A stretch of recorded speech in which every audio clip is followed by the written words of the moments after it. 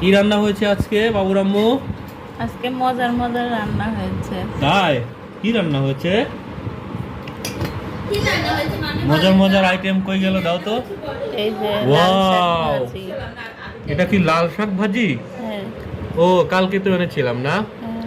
লাল শাক ভাজি কিন্তু অনেক মজা লাগে। একটু খেয়ে দেখি কেমন হয়েছে। আলহামদুলিল্লাহ, অনেক টেস্ট হয়েছে। দেখি দাও তো লাল শাক। হ্যাঁ, লাল শাক কিন্তু আমাদের প্রতিনিয়তই খাওয়া উচিত, কারণ শুধু লাল শাক না, অন্য শাক শাক। শুধু লাল শাক না, হ্যাঁ সব ধরনের শাকই চেষ্টা করা উচিত সব সময় খাবারের সাথে রাখার, কারণ এটা আমাদের ডাইজেশনটা, মেটাবলিজম পাওয়ারটাকে আর বাড়ায়। এই যে এটা হলো লাবড়া। লাবড়া, ঘন্ট বলি আমরা এলাকায়, বাংলা কথায় ঘন্ট। নিরামিষ অনেকে অনেক নামে চেনেন। আল্লাহ, ওই দিন দেখছো একটু ঘন্ট রাস্তায় নিয়ে এই যে নিচ্ছি। কচুর মুখা বলতেছে কি ঘাটি। ঘাটি, হ্যাঁ আমরা আমরা তো আমাদের বললে ঢাকাতে চিনবই না। কচুর মুখাকে ঘাটি বলে। এটা মানে আঞ্চলিক ভাষা আর কি, আঞ্চলিক ভাষা এরকমই হয়।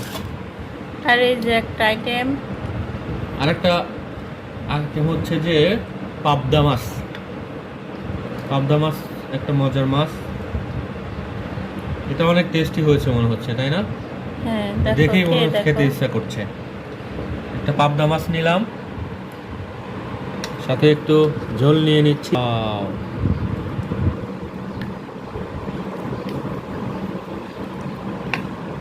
ইনশাল্লাহ অনেককে দাওয়াত রইলো, খেতে আসেন আমার সাথে।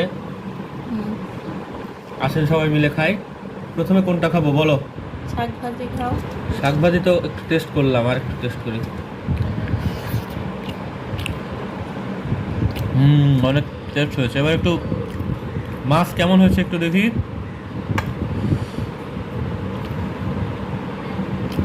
মাছও অনেক টেস্ট হয়েছে বাবুর আম্মু। সকাল সকাল বইয়ের হাতের রান্না, তাই না? আসলে অনেক মজা। ঘুম থেকে উঠে এই শুরুটাই কিন্তু যদি ভালো হয়, তাহলে সারাটা দিন পরবর্তী সময়গুলোও ভালো যাওয়ারই কথা ইনশাল্লাহ।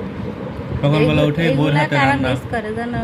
কারা miss যারা করে? প্রবাসী একলা একলা রান্না করে খেতে, থাকে তারা অনেক মিস করে। এই বিষয়গুলা, বা যারা ফ্যামিলির বাইরে থাকে একা একা, তারা এই বিষয়গুলো খুবই হ্যাঁ, যারা ব্যাচেলর রিয়েলাইজ থাকে করতে পারে।